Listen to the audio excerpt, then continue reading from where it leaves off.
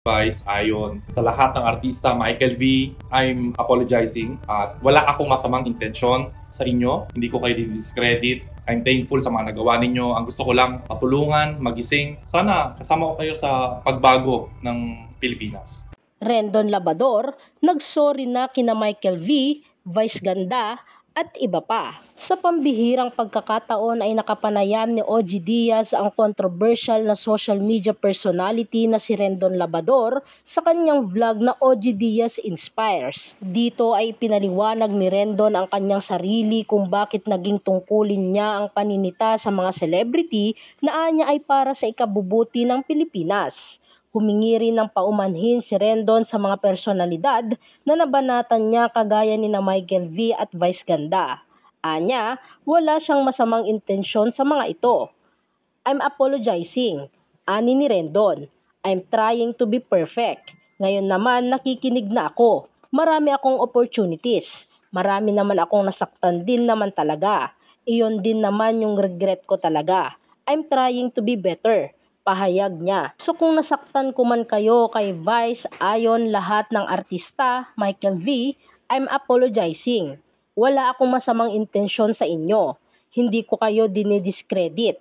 I'm thankful sa mga nagawa nyo. Ang gusto ko lang matulungan, magising. Sana makasama ko kayo sa pagbago ng Pilipinas. Paliwanag pa niya. Matatandaang sinagot ni Rendon si Michael V nang magbigay ito ng saloobin hinggil sa content ng ilang social media influencers. Panghuli nga, isa rin si Rendon sa mga nangalampag sa Movie and Television Review and Classification Board or MTRCB na patawan ng kaukulang aksyon ang umano'y indecent act na ginawa ni na Vice Ganda at Ayon Perez sa Isip Bata segment ng It's Showtime. Samantala, inanunsyo na nga ngayong umaga ng Sabado ng controversial motivational speaker na si Rendon Labador na naibalik na ang naban niyang Facebook account. Sa Instagram, ibinandera ni Rendon ang screenshot ng mga mensahe sa kanya ng Facebook.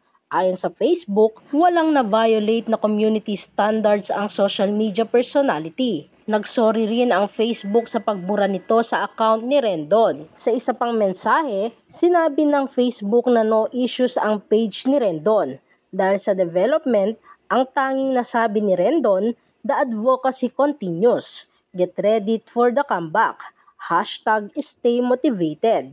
Naibalik kay Rendon ang kanyang Facebook page isang araw, makaraan siyang humingi ng dispensa sa mga celebrities na binash niya gaya ni na Michael V at mag-asawang Vice Ganda at Ayon Perez.